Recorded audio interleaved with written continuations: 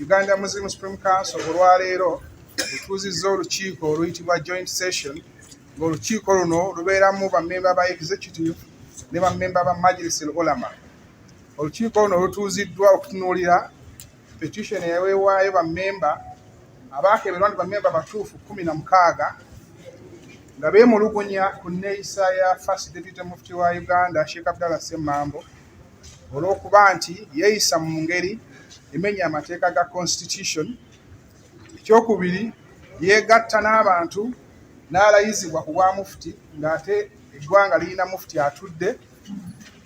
Oluvannyuma lw'okutunuulira ensonga ezo, olukiiko lwekenneenyezza ng'emitendera gyonna egiyitibwamu gyakolebwa, petition yamuweebwa era n'agikkiriza mu buwandiike bwe yali addamu Professor Lubega ebbaluwa gye yamuddamu, era n'aweebwa n'omukisa bwe yawandiikira ebbaluwa okujja okwewozaako.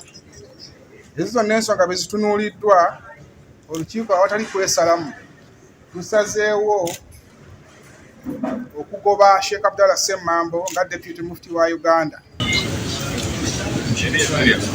Olukiiko olw'oku ntikko olwa General Assembly ng'ennaku z'omwezi 16 n'ennaku z'omwezi 17 omwezi ogwa Desemba omwaka oguwedde lwasalawo ne luwummuza abakulu abo, era capacities ze balina ya bwa former Mufti Sheik Mubajje ne former chairperson owa Uganda Muslim Supreme Council Professor Muhammad Lubega Kisambira.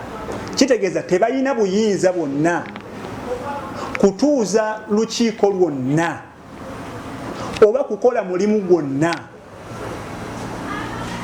mu butono bwagwo oba mu bunene bwagwo nga beeyise ebitiibwa ebyo.